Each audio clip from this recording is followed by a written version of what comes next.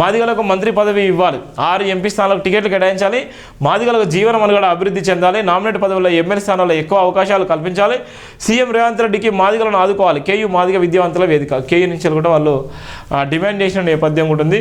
Congress party అధిష్టానం మాదిగలకు తక్షణమే మంత్రి పదవి ఇస్తూ కనీసం 6 పార్లమెంటు సీట్లు ఇవ్వాలి, వరంగల్ పార్లమెంట్ సీటు మాదిగ వ్యక్తులకే ఇవ్వాలని మాదిగ విద్యావంతుల వేదిక convener Kakatiya university doctor Gajjala Mallesham ఆధ్వర్యంలో కాకతీయ యూనివర్సిటీలో ప్రెస్ మీట్ నిర్వహించడం జరిగింది.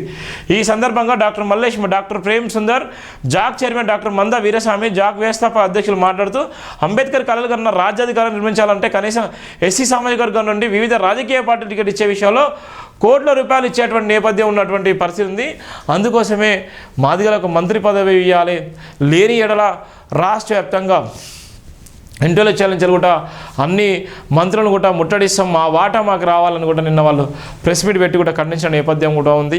సామాజిక పరంగా ఇలా కులగణన చేస్తున్నారు.